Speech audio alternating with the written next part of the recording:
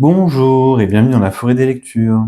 Alors, aujourd'hui, je vais vous parler de Console 2073. C'est un récit en un tome par l'auteur taïwanais Ding Paoyan. Désolé si je le prononce mal. Et c'est un récit de plus de à peu près 250 pages en noir et blanc avec un dessin dont je reparlerai après, mais qui je trouvais la grande force du récit. C'est un récit qui va nous amener à suivre ce personnage-là.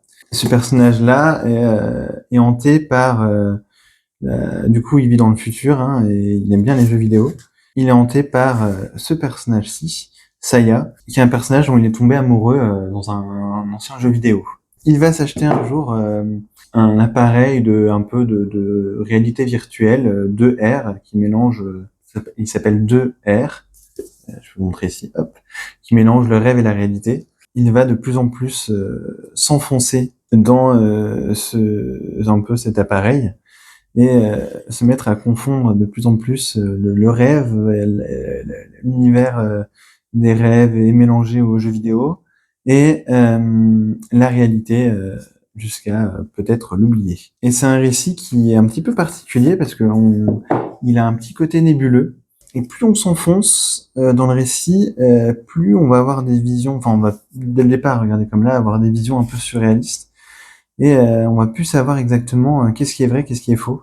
Même si moi je suis pas forcément sensible à l'univers des jeux vidéo, là je trouve que c'est vraiment bien traité parce que ça traite de plusieurs choses. En fait, l'auteur l'explique en fin de volume qu'il avait vraiment dès le départ cette idée parce que lui ça lui est déjà arrivé de tomber un peu, alors peut-être que c'est un peu fort le sentiment amoureux, mais tomber sous le charme d'un personnage dans un jeu vidéo et d'être un peu hanté par ce personnage-là qu'il ne pas rencontré dans la réalité. Du coup, il est parti de là, et apparemment il a remanié maintes et maintes fois son récit, au point où il y avait presque 2 fois plus de pages. Si on doit compter tout ce qu'il a produit, il y a un résultat presque 2 fois plus grand. Sauf que il a dû l'écrémer, repartir, réécrire. Et même si ça se ressent un peu, je trouve que il y a une forme de cohérence graphique et narrative à l'ensemble qui est à mon sens le grand point fort de ce manga, allié à vraiment, bah, vous pouvez voir, hein, enfin soit on aime, soit on n'aime pas, mais moi je trouve que visuellement c'est vraiment très très beau, très inventif, très original, et avec des visions graphiques qui me resteront à mon avis longtemps. Regardez ce genre de page et vraiment ces personnages un petit peu informes, avec un petit côté étrange, plongés dans cet univers en plein de volumes, plein de formes, un peu onirique, avec un petit côté aussi forcément informatique. Et je trouve que le mélange de l'ensemble est vraiment réussi. Et c'est pas alors à mon avis, pleinement apprécier le récit, il va falloir que je le relise une seconde fois. Parce que parfois c'est un peu une errance, comme l'errance du personnage.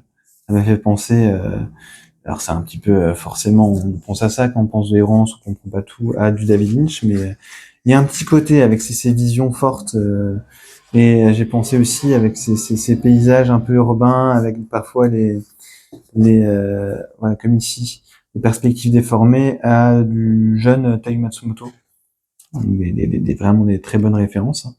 Je sais pas si c'est les références de l'auteur, mais c'est ce à quoi j'ai pensé. Et Ding Pao Yen, j'avais déjà lu auparavant de lui Road to Nowhere, pardon, sorti aux éditions Misma, et c'était un récit en 2 tomes, aussi une forme d'errance vers une sorte de bout du monde, avec plusieurs degrés de lecture et encore un dessin vraiment réussi qui mêle à la fois l'étrange, l'étrange, l'informe et la beauté poétique un petit peu qui se dégage des pages.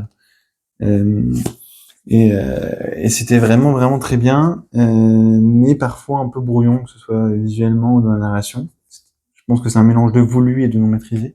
Et on retrouve un petit peu ces éléments-là dans Console 2073, mais avec un côté quand même plus maîtrisé, plus tenu, et qui fait que vraiment on arrive au bout et il y a une forme de beauté dans l'histoire qui est racontée derrière, qui traite, je trouve, de manière c'est vraiment pas forcément original sur le papier, mais ça marche bien cette histoire de solitude et d'errance pour retrouver et rester aux côtés d'être aimé, qu'il soit réel ou non, et qu'est-ce qui est réel dans vraiment le ressenti du personnage, qu'est-ce qui ne l'est pas. Et il y a des réflexions qui sont amenées du coup qui sont pas forcément profondes et d'une originalité folle, pardon, mais qui fonctionnent vraiment bien et qui font que c'est un récit je pense qu'il y a à lire et à relire pour vraiment s'imprégner des pages et de ce que l'auteur a à nous proposer, que ce soit graphiquement, narrativement et dans cette histoire qui est à la fois simple et belle. Voilà.